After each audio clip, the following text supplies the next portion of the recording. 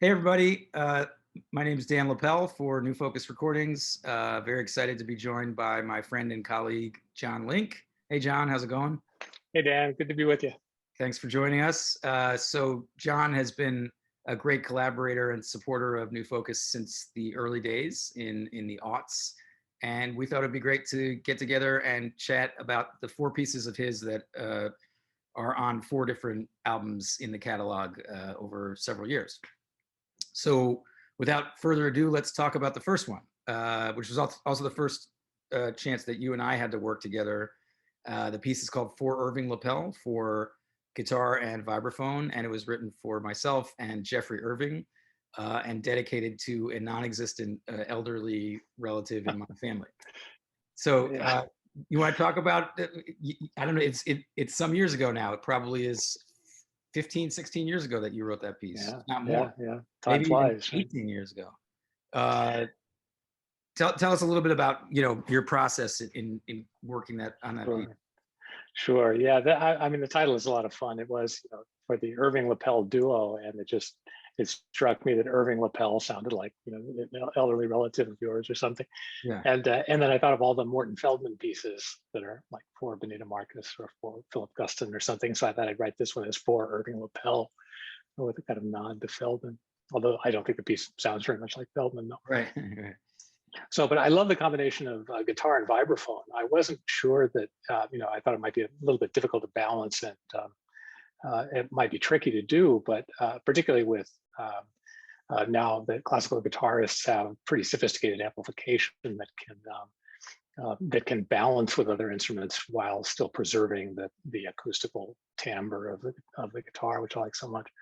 Uh, that made it much easier. And it was one of the fascinating challenges of that piece was, how to make the guitar and vibraphone come together in their own world in a way that was compelling for the audience too. Uh, so yeah, that I mean, it's a very sort of interesting form in that piece. Uh, it's very sort of free fantasia like. Except that it has one very, very clear point of articulation kind of in the middle. And I'm sure you remember that the spot I'm talking about, there's a place where it suddenly comes to a stop and there are three sort of bell-like chimes, just like a clock striking three. And then immediately you're launched into a kind of dreamlike world in F major, Yeah. which is very unusual for compared to the harmony and the harmonic language of the rest of the piece.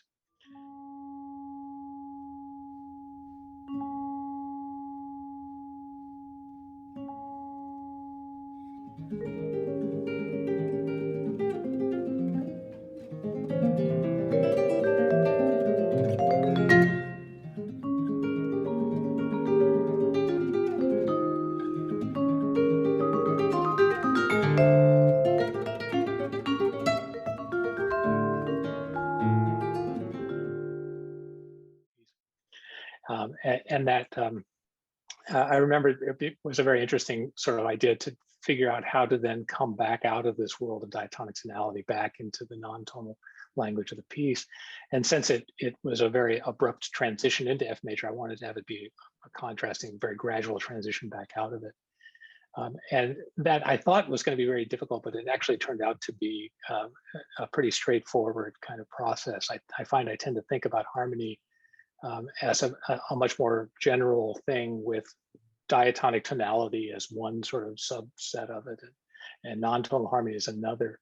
Mhm.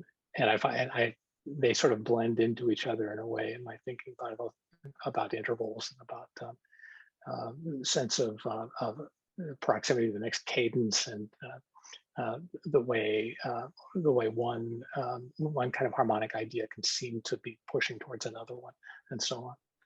Uh, and then, of course, that sets up the ending, which maybe I won't spoil for in case anyone wants to listen to it. Yeah. Well, that piece encapsulates something that I often enjoy about your music, which is this, what seems to me to be a very sort of easy integration and transition between sort of, for lack of a better term, sort of like late 20th century chromatic harmony and tonality. Uh, So, and it sort of prompts a question in me. For those of you who are not aware, John is an Elliott Carter scholar and has done quite a lot of work on Carter's music, particularly his harmonies. And I find myself, whenever I'm playing your music, sort of wondering, okay, is this one of the link chords or not? And Yeah. But certainly, like, I can hear when you're sort of migrating from that kind of language into something that is more triadic and back and forth. And but it never, like you said, I mean, for you, I guess you perceived it as an abrupt thing, but like for me as a player, from a sort of pulled back perspective, I never really, I appreciate the sort of integration of both, but it never feels abrupt to me. It always feels like very I see. Yeah. integrated into what seems to me to be an authentic voice of yours. So Yeah, I mean, I haven't been very interested in the sort of John Zorn Naked City kind of jump cuts from one completely different, like holding a television remote and flipping channels. I don't find that terribly compelling, so I always try to find a way to make whatever diatonic sounds I'm hearing fit into the harmonic world of the piece. yeah, And sometimes it's a pun kind of that it's this particular kinds of collections I'm working with, and then somewhere in there is a major triad or a fragment of a diatonic scale, so that it can be both recognizably a gesture towards tonality, while at the same time being integrated into the harmonic language that I'm working with in a particular piece. yeah, And I don't know, for the Carter question always comes up. I realized very, very early on in my life that if I wanted to do any serious work on Carter's music, there would always be this kind of question about how much is me and how much is Elliott and how much is a hybrid of the two. And I think the one area where I really am very happy to acknowledge the influences in Carter's thinking about what I call sort of metaphorically harmonic functionality. That is the idea, as I said before, that an interval or a chord can seem to want to lead to another one, can set up the expectations of a particular kind of harmonic resolution or harmonic continuation in a way that's sort of broadly analogous to diatonic tonality. And that's something I've written about. I have an article about Carter's harmonic language, and I've just finished a very long book on Carter's late music, basically everything from the mid 90s to the end of his life. And that'll be coming out, I think, probably early next year. I've thought quite a lot about how that works in his music, just responding to my sense, listening to it, that I somehow anticipate what the next harmony is going to be. And sometimes it arrives just as I expected, and it's very satisfying. And then sometimes it has the equivalent of a deceptive cadence where it goes in a direction I wasn't expecting. And that's satisfying in a very different kind of way. So I have tried to emulate that. I try to think very carefully about how the harmony is going to sound to a listener, and what kinds of ways I can come up with to generate harmonic expectations using a non-tonal harmonic language. But as far as the specific chords are concerned, I mean, I'm sure you can find some of the link chord. Those are Elliott's chords, by the way. He was the one who got interested in them. I just did a computer search to generate found all of them and handed it back to him and said, here you go. Right. And he made hay with them. So I kind of, for that reason, I've kind of steered clear of them in my own music. Yeah.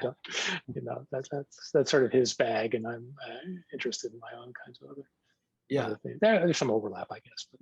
Yeah. But also I think, like you were sort of alluding to before, the integration of the timbres, but also sort of highlighting the slight differences between the two. Like even just the very opening of the piece, where there's these tolling dyads that sort of keep on adding to each other and creating, sort of shifting your understanding of.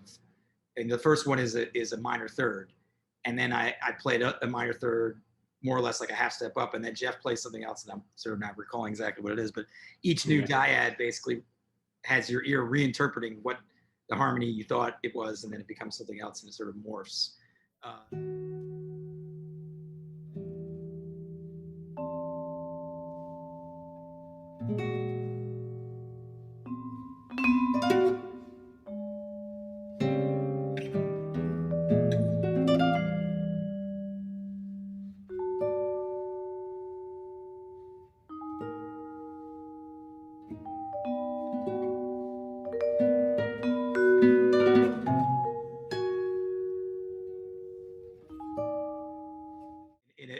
beautiful way. And also the different qualities of sustain, I think, between the guitar and the vibraphone really get highlighted, you know? Yeah, definitely. That of course, that's I mean, one of the biggest differences, right? The Right. vibraphone puts down the pedal, and then the notes can sustain quite a long time, which is Yeah. very different from the guitar. So that contrast is, Right. something you really have to think about writing for that combination. But then when we get into the more active rhythmic stuff, the sort of individual identities of the instruments, I think, become more blurred because the attacks are Yeah, yeah, sort yeah. of closer than the sustains are. Yeah. Yeah, yeah, and there are sections in the piece where the intent was very much to blend them into a kind of hyper instrument. Yeah. Uh, Yeah. Yeah. yeah, that's um, Cool. yeah, Well, and that's something I did also in Around the Bend. That was a big preoccupation too. Uh, so yeah. Well, maybe we pivot to Around the Bend? good segue. And Yeah, that was nice. And in the spirit of there it is. uh, context or contextualization, I'll use the. So Around the Bend was written for another group that I was a part of, Flexible Music, which is saxophone, piano, percussion, and guitar, and sort of formed to perform Louis Andriesen's iconic Hout, sort of about a 12-minute or so canon at the 16th note, and then a series of pieces that were written for the formation that many of which sort of responded to Hout. I think Around the Bend probably fits in that category somewhat. Mike Keene's Color Fields, which we talked about on a chat the other day also. Yeah. What was it like? What did you find to be the differences between, you know, coming from For Irving Lippel and then tackling this one? I think within a couple Yeah. years of that, I think. Yeah, yeah, they're pretty close to each other. Yeah. Yeah, completely different ensemble and completely Yeah. different kind of approach. And also there was the model of Hout, very much in the back of my head. I think all of us who wrote pieces for Flexible Music were aware of that connection, Yeah. and kind of had to think about it in one way or another. So yeah, I mean, I love Hout. It's an absolutely marvelous piece. It's got the single greatest woodblock part in any piece of 20th century music, I think. Uh, and so, one of the things I thought was I don't want to kind of sort of quote that piece. I wanted to approach the instruments in a very different way. So I didn't want my piece to sound like it was coming from the same world as Hout, which I think some of the other composers did. They made very conscious sort of evocations of that. Sure. Either the micro canon or the timbral connections. And the first decision was substituting alto saxophone for tenor saxophone. And I think my thinking at the time was that I wanted to expand the range a little bit, because that's the thing about the Hout instrumentation with tenor saxophone and piano and marimba and guitar, is that it's all very overlapping. Yeah. Thus they can all play the same canon at the unison. Yeah. And the use of alto saxophone, it both enlarged the range, but it also raised all kinds of other technical issues that I didn't realize I was raising until I got into them, which is, a little bit less overlap among the instruments. So that was a bit of a challenge.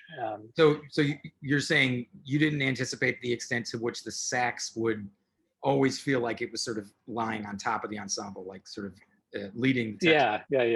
Yeah. I think that was definitely part of it. But also, I think I had in mind also a sort of more kind of Charlie Parker approach to the saxophone part, rather than that's sort of latent in the Hout ensemble. It is like a jazz combo instrumentation, right, with marimba substituting for drum set. And so I thought maybe I'll explore that sort of bebop phrasing and so on. And I don't think it quite wound up that way in the piece, but yeah. Well, this was always a conversation in that group that we had back and forth with Tim Rudiman, the saxophone player. But also, I think in a certain way, the only instrument that wasn't impacted by this concern was piano in a way. But percussion, the question was always, Haruka Fuji, who was our percussionist, never really wanted to play drum set parts. We had a few pieces that did end up being more oriented towards that kind of playing, as suggested by the instrumentation. And similar with me, I was happy to play electric or classical guitar, but it was always a question of like, well, what kind of sound is this really going for? And I think with Tim Rudiman, the saxophone player as well, he while he could play anything with any kind of embouchure and mouthpiece, his inclination was always to approach things as a classical saxophonist, Yeah, with this very sort of refined orchestral sound. And so I think he brought that to this piece, but with all the rhythmic incision too. yeah, and it worked very well. That It was worked exactly really what I well, was but looking I for. know what you mean. Like there are certain licks in there that you're like, oh, okay, it's almost like a bird lick, but he's playing it like, with a French mouthpiece and all this stuff. Yeah, which is nice. It's kind of Yeah, yeah. sort of nice in between two worlds. But actually, at one very important part of working on that piece was going out to Brooklyn to visit Haruko's studio at the time, and just having her show me some percussion instruments. And particularly, she showed me frame drums, which is a particular area of interest of hers. And at the same time, I had come across this wonderful movie by Winspear called Pizzicata, which is about an American serviceman whose family was from Puglia. And so his plane goes down in the Second World War, and so he winds up back in the village of his forebears. But the music in the film is throughout is this pizzica music, which is played with a very, very elaborate technique of frame drum playing and the guitar. And so the rhythm of pizzica was kind of also one of the things that was sort of in my mind. And the combination of that and Ruki being a very expert frame drum player.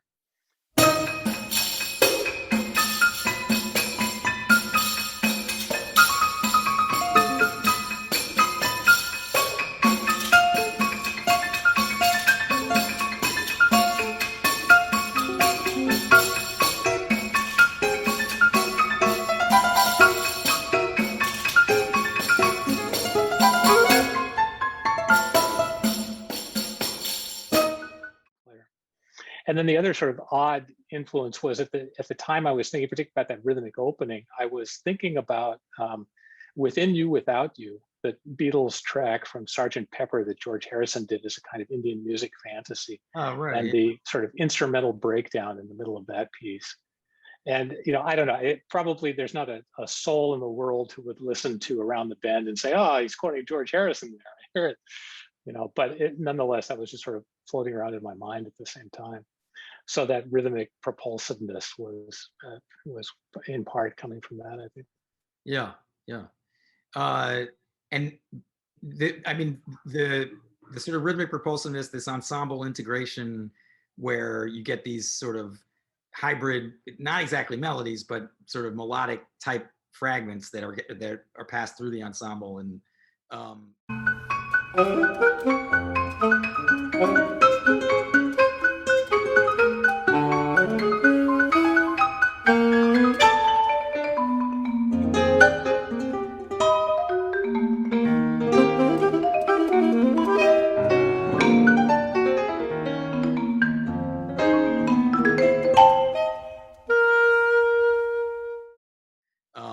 that's like fairly pervasive throughout the piece, with the exception of this one sort of central moment that ends up being the climax that's sort of blows things up and is cathartic, and also has this key quote.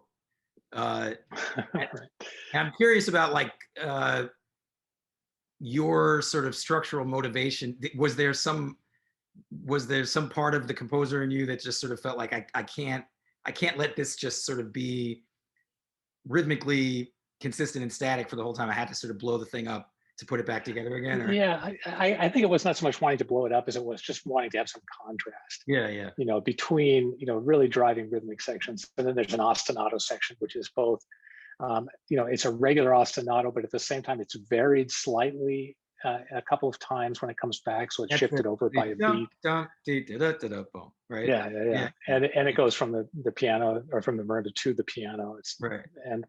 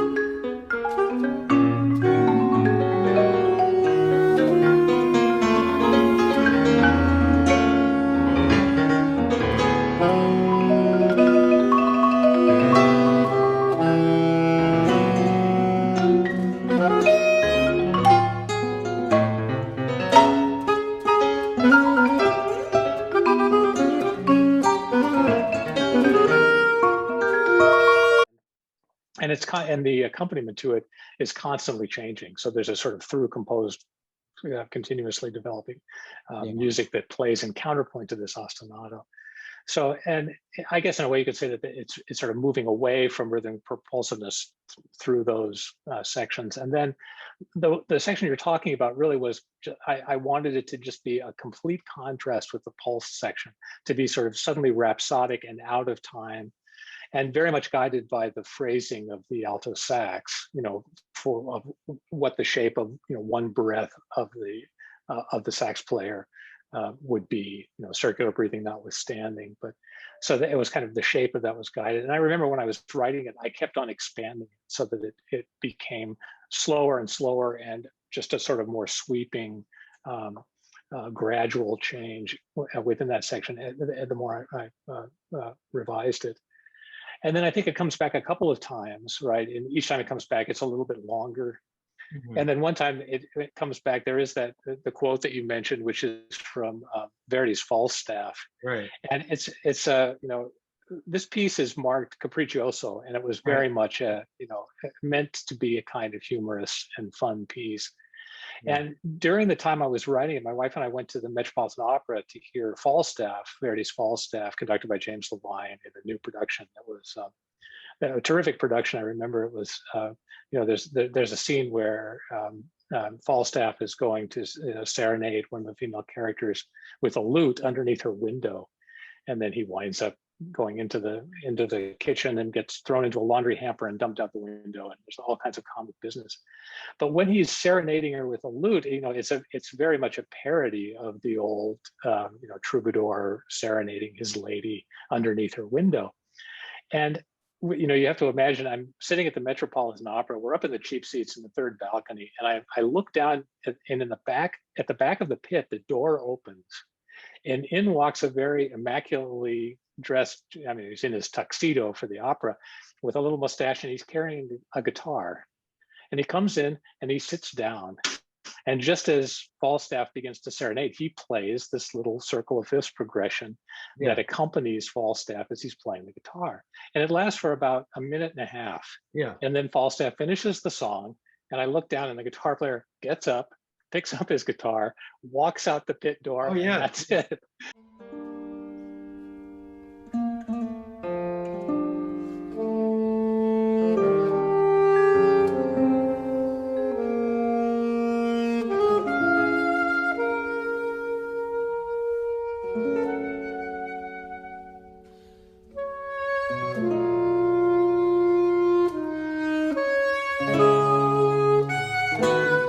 That's the whole gig. That's Fred Hand, almost definitely Frederick Hand, who's been doing. Well, he was inspiring. I just thought that was such a great thing that he would, consummate professional. He knows exactly when this happened. He walks in, plays it, and then he goes back upstate to where he lives. Okay. Exactly. So I took that entire guitar part, or I don't remember if it was the whole thing. I took most of that guitar part and just lifted it note for note. I went and got a score of Falstaff, looked it up, and literally copied it into my piece. And then in order to make it work, I put a saxophone melody with it.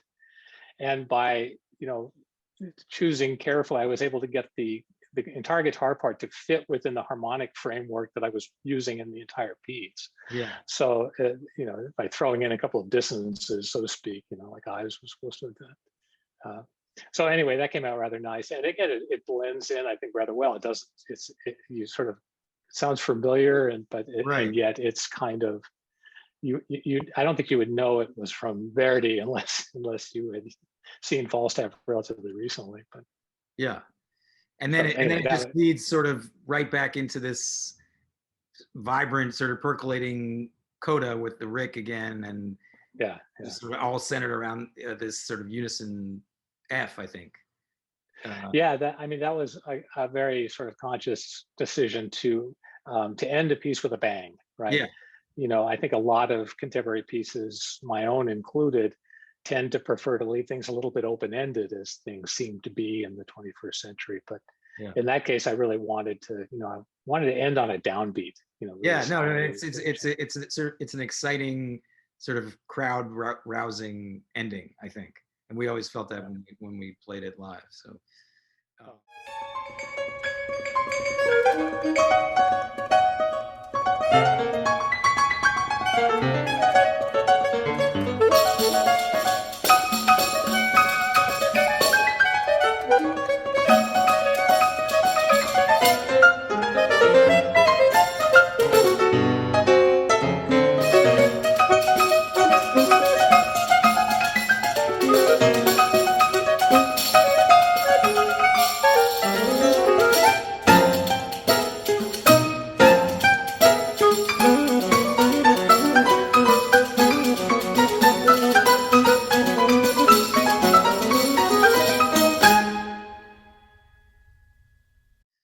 Oh, good. Yeah. Good. Yeah.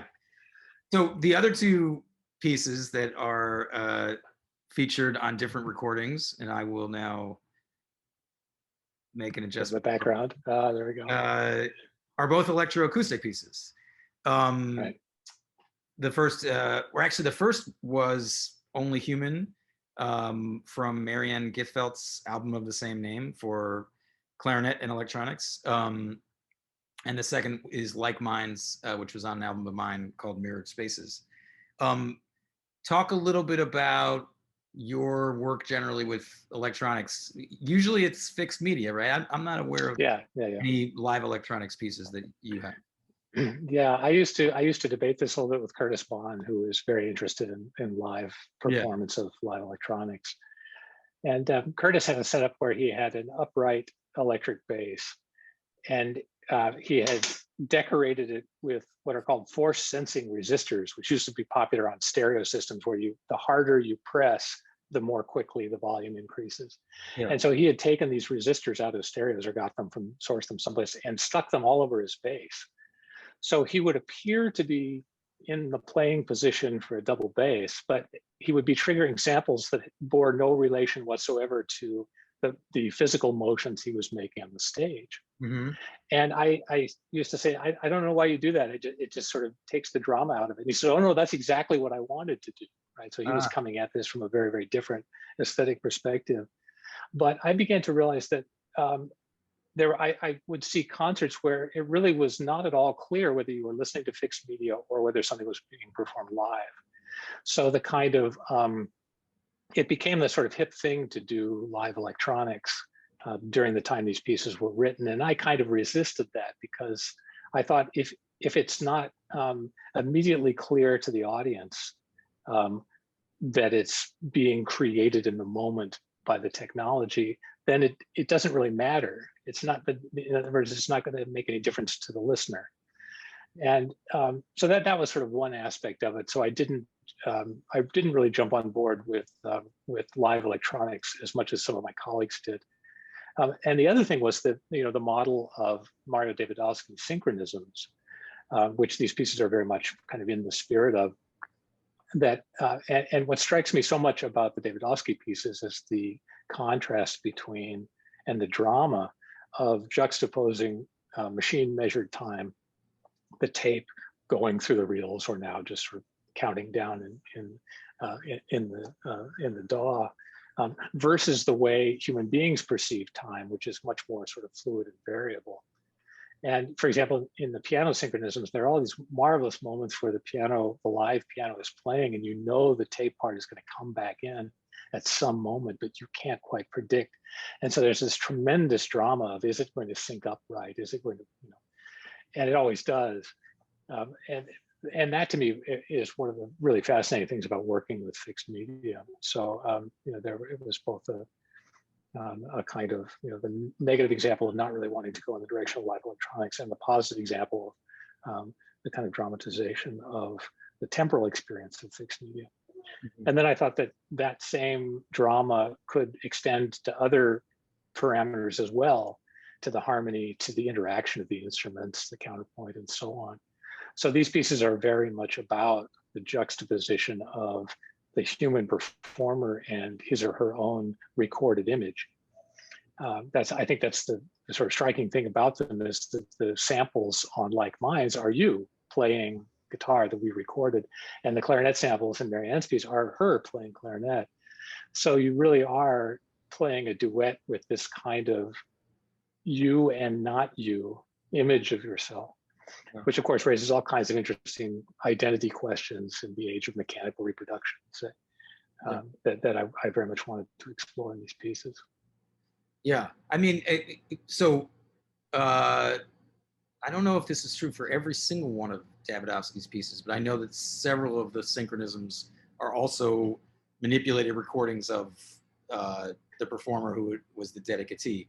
But it's sort of, to me, like a fairly salient difference, certainly with Like Minds, and I think with Only Human too, is that Davidovsky's manipulations were sort of sufficiently obscured the origin of the sound. Like, you're not listening to synchronisms number 10 and saying to yourself, oh, that was a guitar. It doesn't sound at all like a guitar anymore. Yeah, whereas absolutely. in Like Minds, it really sounds like I'm playing a duet, or sometimes even a trio. That's a significant difference between Davidovsky's approach and mine. Right. I really am interested in having sections in which it's very difficult to tell whether it's the live performer or the recorded audio. I wanted to blur that line.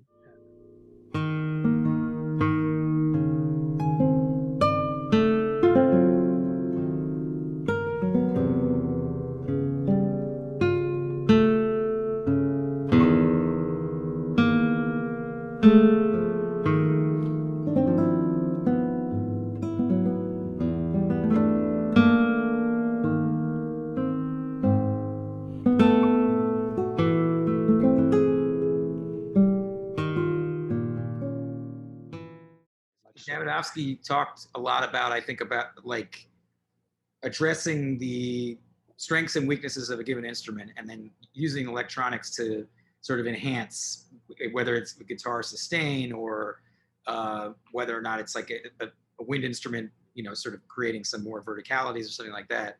But I think something about your approach, I mean, you're able to do that, of course, but certainly with Like Minds, the characteristics of the tape part are the characteristics of a guitar. I mean, there's a few moments where you could tell it's not a guitar, but most of the time, it just sounds like another guitarist is playing. And so it really, like you say, it really just does obscure, especially on recording, I think, it obscure the boundary between who's playing what, and raises all kinds of crazy questions, and in some really cool ways. Yeah, and that was a very conscious decision on my part to, with the audio part, to make sure that the only manipulation that I was doing of the sound was changing the lengths of the notes. So I do have things fade out to make shorter sustained notes versus longer sustained notes, and then I also do mess around quite a bit with the pan position in the stereo field of the notes, which were recorded right in the center.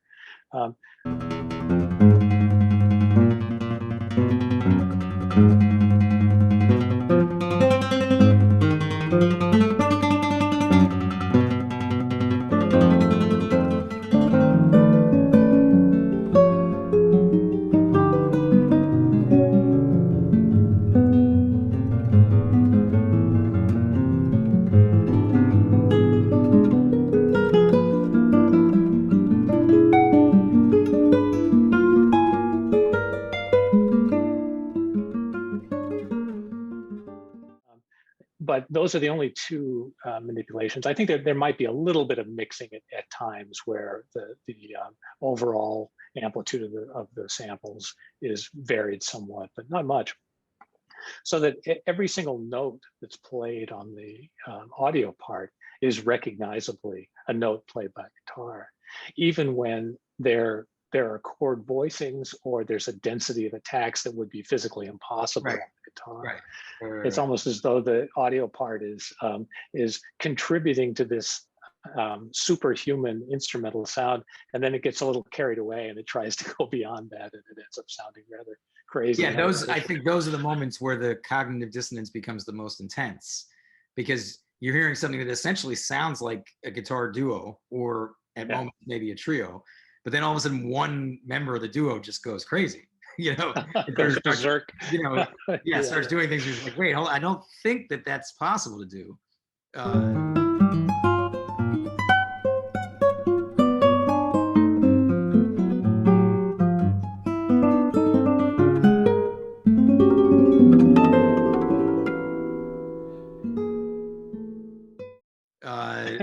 Yeah, and yeah. yeah, and so you sort of you tweak it and then you pull it right back to something that is sort of, very believable, very sort of in the pocket.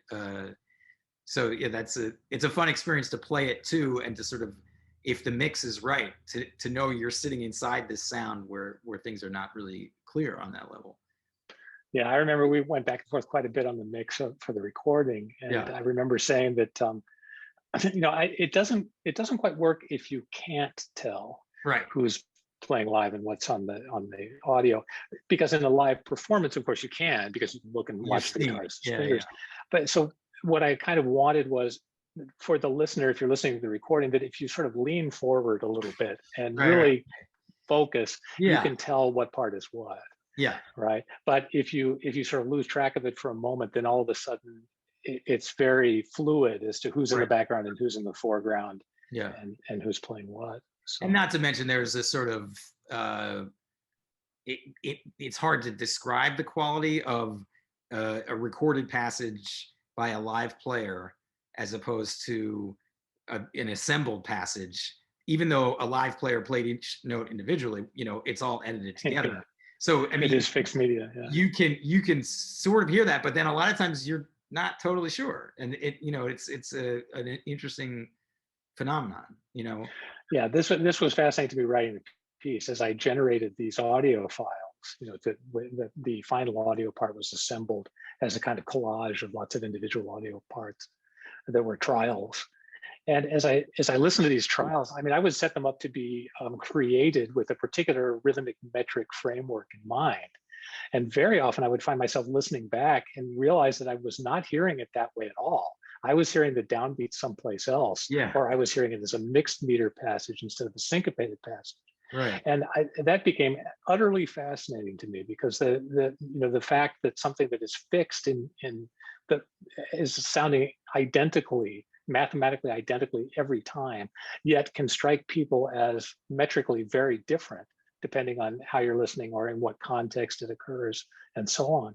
So even though it's a fixed media part, it turns out to be much less fixed than I realized. And that's something that's really, really fascinating to think about. Yeah, I feel like this came up.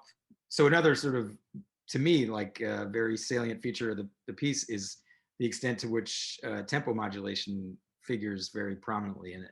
And we had a lot of moments where I was sort of working on the tempo modulation, and we would talk about it and realize that what I hadn't really appreciated was that, in a sense, the tempo modulation had actually started prior to where you had notated it.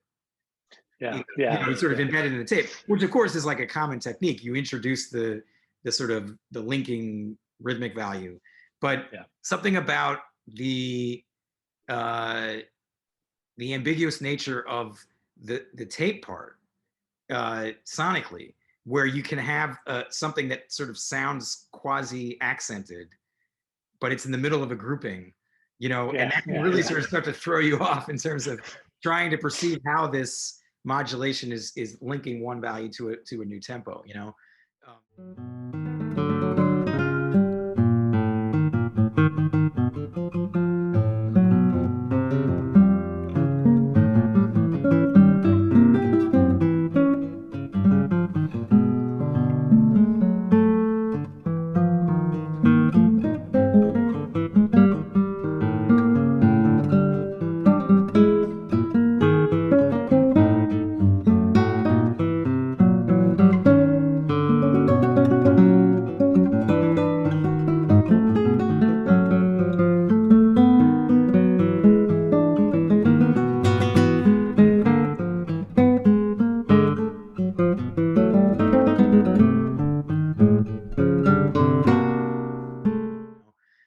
And that was really an interesting experience. I guess for me, the bulk of my work with tempo modulation is usually in contexts where live humans are generating that modulation, and prepping, and there's a sense, even if it's a solo piece or if it's with other musicians, that everybody knows where it's going, and then you're sort of like, passing a baton or throwing a softball. It's like, here it is, Yeah, and then yeah, but exactly. the tape doesn't care, right? The tape's Right, just yeah. doing its thing.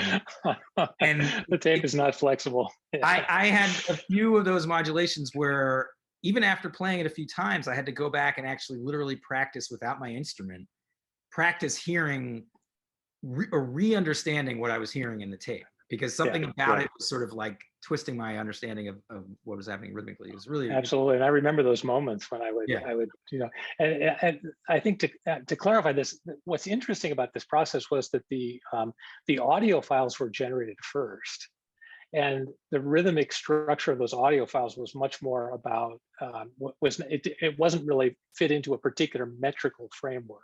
right. So there weren't divisions of beats or so on. It was all just sort of milliseconds.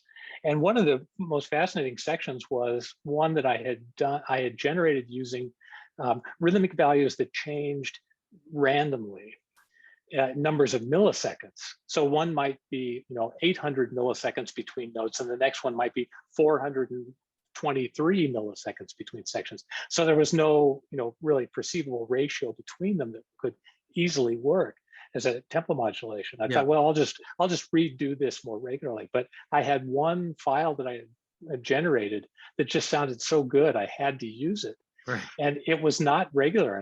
And so then as I was composing the live part, I started hearing it in metrical ways, Yeah, shifting from, oh, that's 3/8 there, and then it goes to this. And I thought, God, I'm never going to be able to do this because Dan will never be able to hear this or to figure this out. right. And then I had this sort of moment of realization that, wait a minute, if I can hear it like this, Dan can hear it like this. So Right. then it became transcribing the audio in a way that would make the most sense on the page Right. to a performer who is reading it. Yeah. So an awful lot of the notation in this piece is transcription of audio files, Yeah. and the meter, which notes on the downbeat, the beat division, all kinds of things were variable. Yeah. And so the notation was only one of many different ways I could have written it, Right. and Right. the effect that had on the music was fascinating. We talked about that a few times, like when I was sort of trying to wrap my mind around understanding what I was hearing versus what I was seeing. You would say, well, yeah, I could have done this. I could have actually made the new bar line here, but I chose to do this so you had more time to prepare the new value or whatever, and all of a sudden it would click. Yeah, Uh, yeah, and I feel like that is, I mean, again, getting back to Carter, not to beat sort of a dead horse, but my experience with metric modulation or tempo modulation in Carter's music is that it is, well, I mean, obviously it's not happening in an electroacoustic context, so there isn't right. this transcription element, and it's very meticulous and sort of almost it has a premeditated quality. Like, we're gonna use this value to modulate us, from one area to another, just as you would use a sort of common chord or whatever. Yeah, But the idea that this is very cool to think about, that more or less you had phrases and gestures that you wanted to keep. You wanted them to make their way into the piece, right? yeah. And you discovered that modulation was the best way to notate how to keep track and keep pace with these sort of unconventional rhythmic passages. Yeah, it was sort of how I was hearing it. Yeah, As I right. was listening to and you can imagine doing this, just sort of coming up with a melody or just improvising a melody in a kind of rubato way at the piano. And then if you record it and then superimpose it on a regular metrical grid, suddenly it doesn't quite fit in. Yeah, And, well, is this note, is that the downbeat? Is that the and of two? Is that, right. is it a stranger syncopation, like a quintuplet or something? There are many different ways you could transcribe a kind of rubato melody Yeah, that change completely the metrical orientation, and thus what notes are the beginnings of subphrases. And yeah. it really changes the expression quite dramatically. And And this, that became fascinating. That you have this fixed thing that, depending on how you interpret it metrically, changes completely in character and in expressiveness. right. And so that became another unexpected but fascinating challenge. And this is specifically happening in those two inner middle sections where Yeah, that's right. Two-part invention, single line. yeah, where there's like a modulation every few bars, basically. Yeah, and that was that. I had the audio part, and I had to figure out how I was hearing it metrically, what kind of contrapuntal part I wanted to go against it, and then how to notate that, how to think about that Yeah. in terms of the metrical groupings in particular. But then there are a couple other structural moments which also have modulations, which I would guess where the tape actually changes. Yeah, those are easy. Those are more just like composer. You're like, that's just like, okay, we're gonna go now from 72 to 108 or whatever. Yeah. And then I tried to pick tempos as I was generating these parts. I tried to pick tempos that would fit together in rather somewhat easier ratios to deal with. Yeah, and all of those are, if I remember right, all those are, 3 or 2 or, 3 to 2 or 3 to 4. Yeah, right.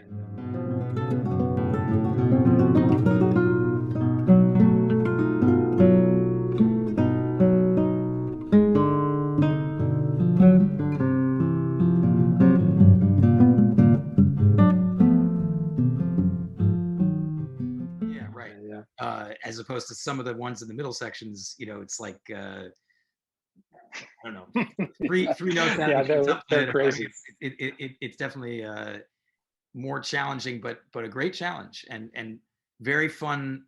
My feeling in working on those was that when it finally does arrive at a sort of rhythmic cadence, so to speak, in that 4/4 bar, there's a real sense we've gone through this like dense rhythmic development of sorts. And then it settles, and getting used to the feeling of the accumulation of tension as each tempo modulation layers on top of each other was akin to what it feels like to play something that's very harmonically adventurous, where tension is accumulating and then finally resolve. Yeah, very much so. That sense of accumulating tension, a sense of anticipation of something that whether it's rhythmic or harmonic. I think is a very, very important part of just about all music. It's what keeps the audience on the edge of their seats and keeps them interested and engaged. Right. So it's terribly important. Yeah. How would you characterize the piece for Marianne in terms of some of these same ideas? Yeah, well, it's interesting. I mean, one thing that I realized was that the clarinet samples are much more diverse than the guitar samples are, just because the clarinet has a much wider range of articulations and sustains, right? Particularly, you can have extremely short notes, very staccattissimos or tongue ram notes, and then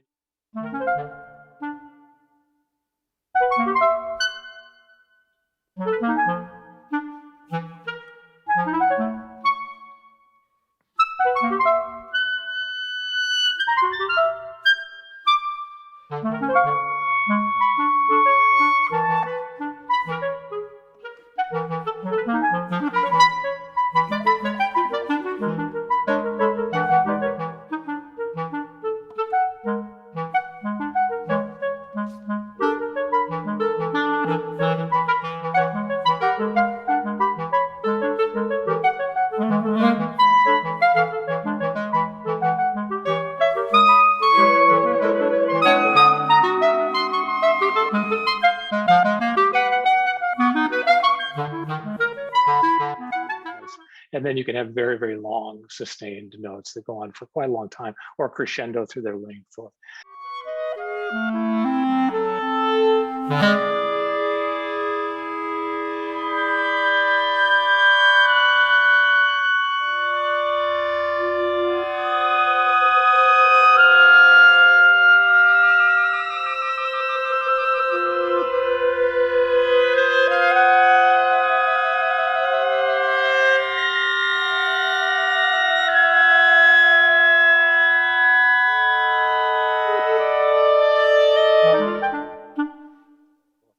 So there was a much sort of greater timbral range in the raw materials I was working with in the clarinet samples.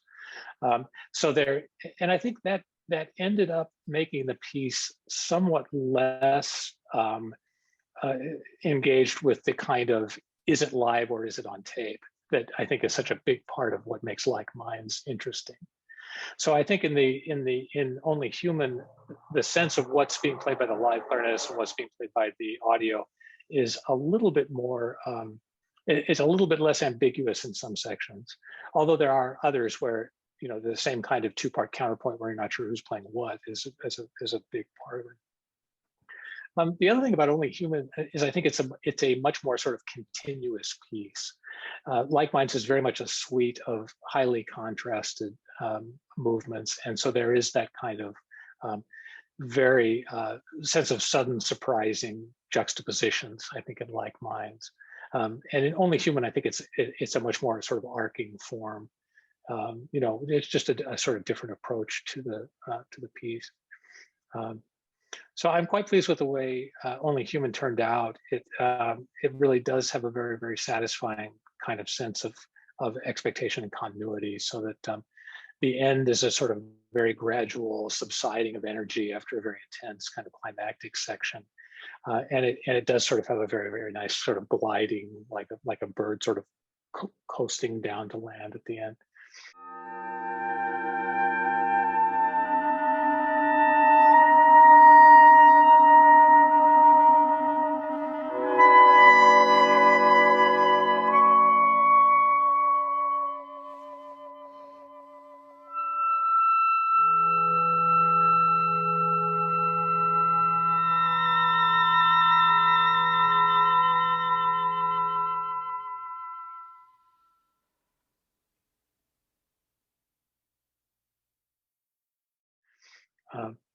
So I'm very fond of the piece. It's somewhat more, I guess, I don't, romantic is the wrong word, but it's a somewhat more traditionally expressive piece, I think, than some of the ones that I've written. And I think it came out quite well. Yeah, it's hard for me to sort of generalize about it, but they sound to me now rather different from each other, very much because of the differences in the instruments, and perhaps also differences in the players I was writing for. Although I'm not sure about that. Yeah. So, Great. yeah. Well, this is fun. I'm glad we had a chance to chat about it. Anything else you want to add for the throngs of New Focus and John fans who are checking out this video? Well, I have to say it's been an absolute joy and one of the highlights of my career working with you, Dan, and collaborating on the three pieces that we've done together. Likewise. And I hope there will be more in the future. I know there will be. Yes. Yeah. So, and I'm planning to do another piece in this series for Carolyn Stinson, the cellist, that I've been thinking about and working on for an embarrassingly long amount of time, but I'm trying to get going again. Fantastic. Well, looking forward to hearing that, and I hope you can come up with an also appropriately punny title for yeah. that piece. I don't know. I was thinking about just Only Human 3, Only Human 4. No. It needs to be something different. Think about that. Yeah, exactly. Great. Well, thanks again, John, and we look forward to seeing you in the real world soon. Congratulations on the label. It's New Focus is really one of the brightest spots in the contemporary music firmament right now, and you've really done an amazing job with the label. So thank you. It's thanks to everybody who's been a part of it. It's a great community to be a part of. So, and thanks everybody for tuning in. And you can check out all these recordings on our website and our Bandcamp page and all the other places you would find music. It was Sustenance, FM, Only Human, Marianne Gythfeldt's Only Human, and Mirrored Spaces. So take a listen to John's music. It's fantastic, and only rewards more and more listenings, which is one of the qualities of great music that I really value. So thanks, John, and take care. Thanks, Dan. It's a pleasure to be with you.